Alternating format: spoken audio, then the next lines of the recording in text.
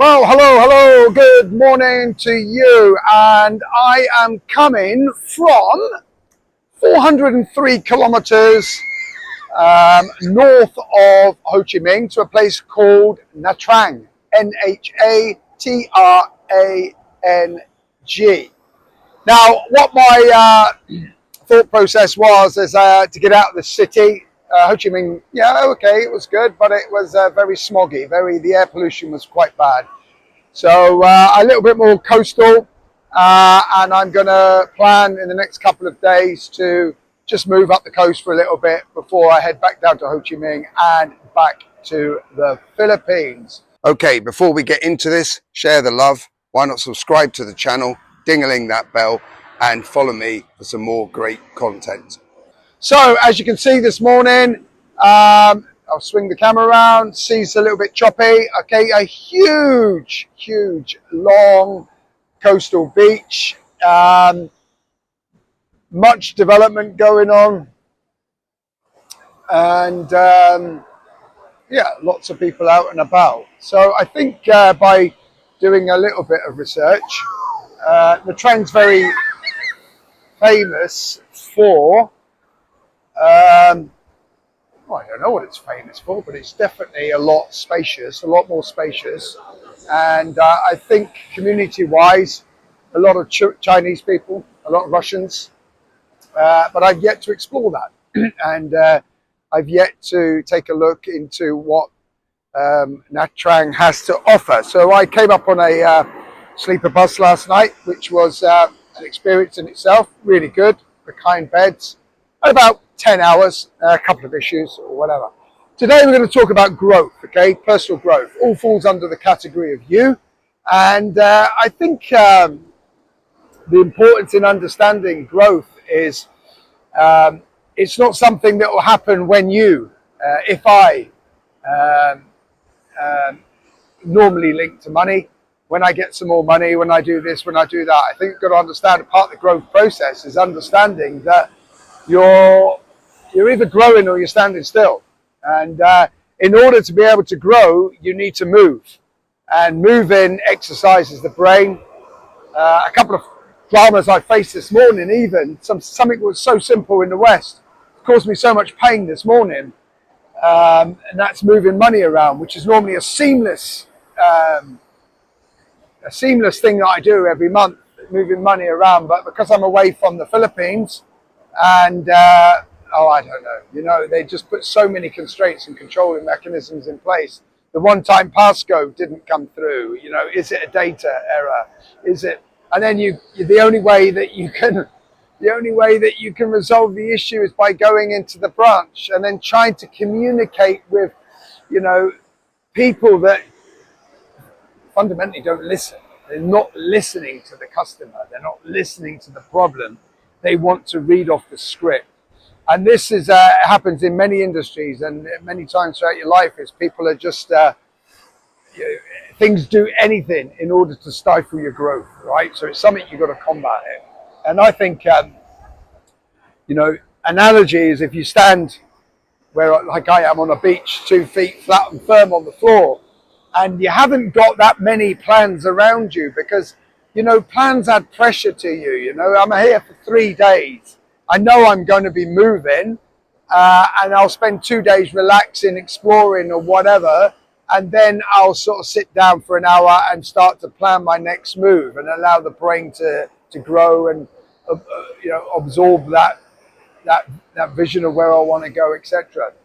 So what we're going to do later on is I'm going to try and explore a bit more of a nightlife here, where the community markets are.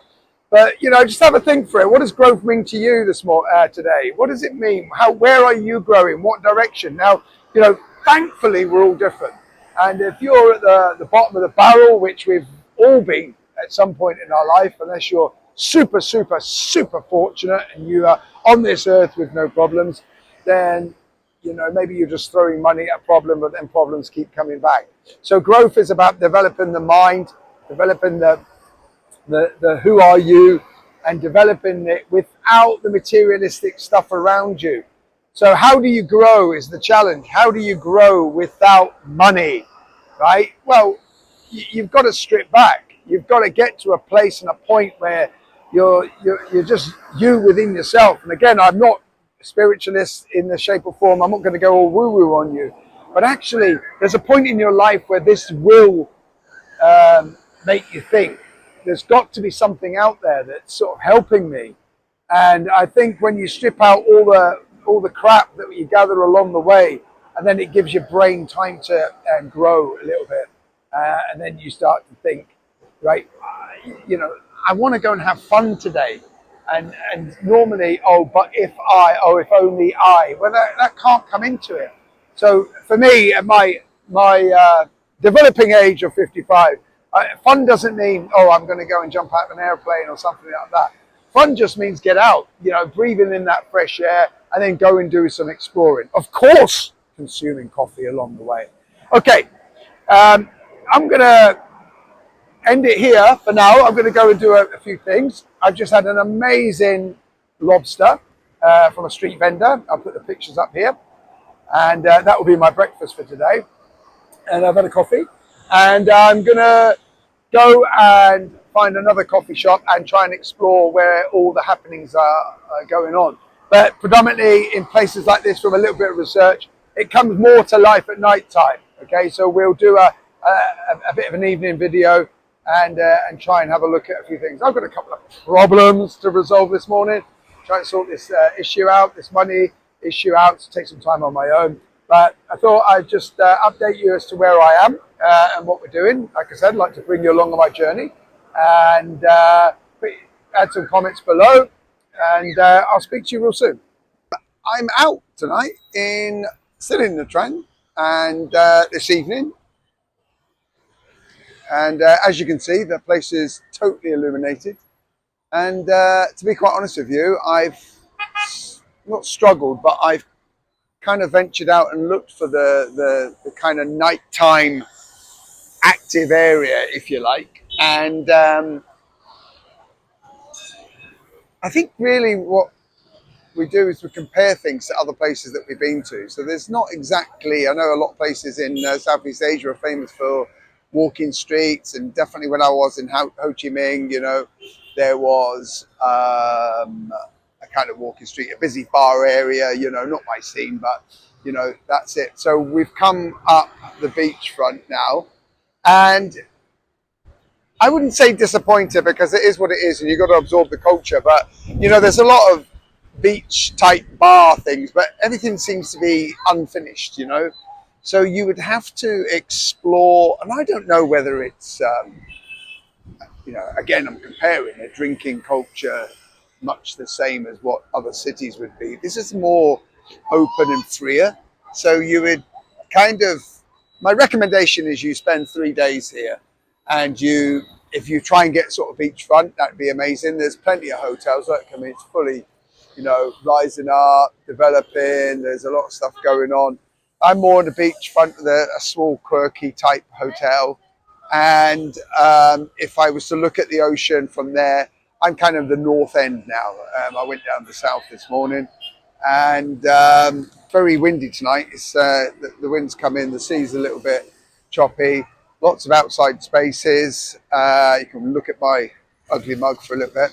Lots of outside spaces. And one thing that I take away is there seems to be less sort of day and night. People are. Oh, my stick fell down.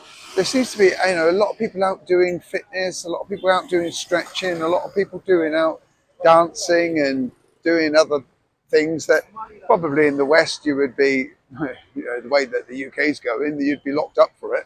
And yeah, I think it's a kind of place you would spend 3 days, 4 days maybe. Depends what you're into. I went and bought myself a pair of crocodile leather flip-flops, slippers, whatever you want to call them today. There seems to be a few shops selling those wares. I'll stick some photographs up above. There's a lot of carving shops, of the Buddha and certain religious figureheads. And a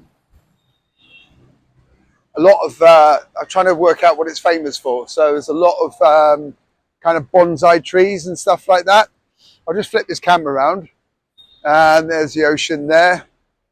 And then if you look on the map, I'll show you now, over there to the right hand side, there's a big sort of kind of spinny wheel, and it's an island. Okay, so there's an island there, and it's pretty well lit up at night time. It looks quite beautiful, and some beacons there. And I don't have the time to go out there, but it's definitely, if you're coming here, I kind of factor that in. Look, it looks like a town within a town itself, or a city. But you can see the ocean's a little bit ferocious tonight. The wind is in. Yeah, I mean, the energy coming off of that is just beautiful. You know, the spray and all that lot. Again, depends what you're into. You know, a lot of people come down here at night time and just sit there. Oh, my hair is wavy tonight. And sit there and, you know, just take it all in. And, you know, like I say to you before, thankfully we're all different.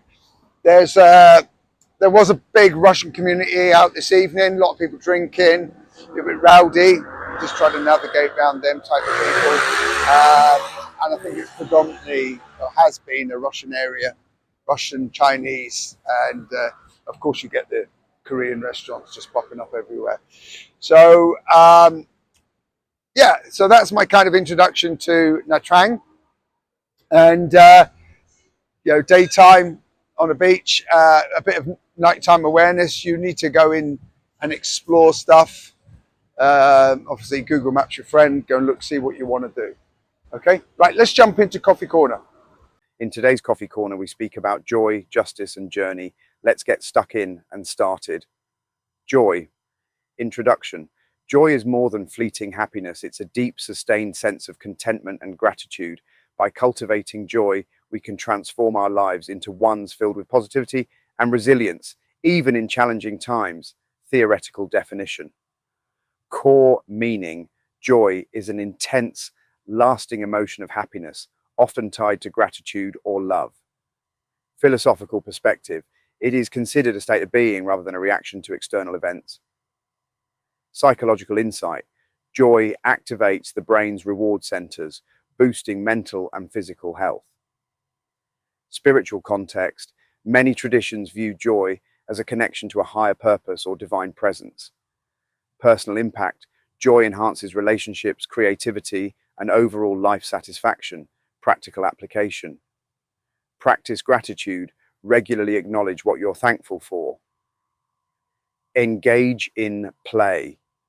Allow yourself moments of light-hearted fun and laughter. Connect with loved ones. Deepen bonds with those who bring positivity into your life. Focus on the present. Let go of worries about the past or future to fully embrace the now. Celebrate small wins. Find joy in everyday achievements and milestones, actionable steps. Create a joy journal. Write down moments of joy each day to reflect on and appreciate. Set joyful goals. Pursue activities or projects that genuinely excite you. Share positivity. Spread joy through kind gestures or words to others. Mindful breathing. Use meditation or breathing exercises to center yourself in joy. Surround yourself with joyful energy. Choose environments, music, and people that uplift you. Be aware. External dependence. Avoid relying solely on external factors for joy. Comparison trap.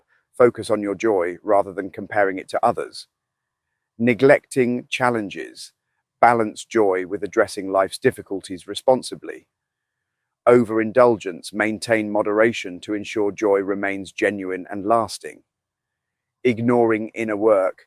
Joy often requires reflection and effort to cultivate from within. Conclusion. What brings you joy? How do you integrate joy into your daily life? Next, justice. Introduction. Justice represents fairness, equality, and morality in action. It ensures that individuals and societies thrive by upholding principles of right and wrong. Let's explore how embracing justice can lead to a better world. Theoretical definition. Core meaning. Justice is the concept of moral and legal fairness. Philosophical perspective. Philosophers like Aristotle and Rawls have debated its ethical and societal roles. Legal context. Justice is foundational in creating and maintaining equitable laws. Social impact. Justice addresses inequalities, fostering harmony and cooperation. Personal aspect, practicing justice builds character and strengthens trust. Practical application, advocate for fairness. Speak up against discrimination and inequity. Educate yourself. Learn about issues of social and legal justice in your community. Treat others equally. Show respect and fairness in your personal interactions. Support just causes. Contribute to organizations or movements promoting equality. Practice empathy. Understand different perspectives to promote fairness. Actionable steps. Volunteer. Get involved in activities that promote justice in your local area. Engage in dialogue. Discuss justice-related topics to raise awareness and find solutions. Challenge injustice. Take a stand even when it's uncomfortable. Educate others. Share knowledge about justice to inspire change. Be self-reflective.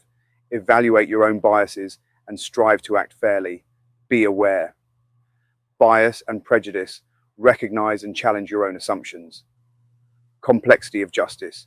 Understand that justice is nuanced and context dependent. Resistance to change. Justice often requires persistence against societal norms. Overzealousness. Balance passion for justice with constructive dialogue. Ignoring local issues. Justice starts in your immediate environment before expanding outward. Conclusion. What does justice mean to you? How do you promote fairness in your life? Share your experiences and ideas below. Finally for today, journey introduction. A journey is more than reaching a destination. It's the process of growth, learning, and transformation along the way. Embracing the journey enriches our lives and helps us appreciate every step. Theoretical definition. Core meaning, a journey is the act of traveling from one point to another, physically or metaphorically. Psychological perspective, it represents personal development and self-discovery.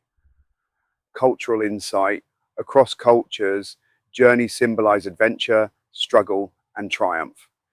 Spiritual aspect, many traditions view life itself as a journey of the soul. Personal impact, every journey shapes our identity and worldview. Practical application, set clear goals. Define the purpose of your journey, whether personal, professional, or spiritual. Be open to change. Adapt to unexpected challenges or opportunities. Enjoy the process. Celebrate small victories and lessons learned along the way. Learn continuously. Treat each experience as an opportunity to grow. Share your journey. Inspire others by sharing your story and insights. Actionable steps. Keep a travel log. Document your journeys, physical or metaphorical, to track growth. Set milestones. Break down long-term goals into achievable steps.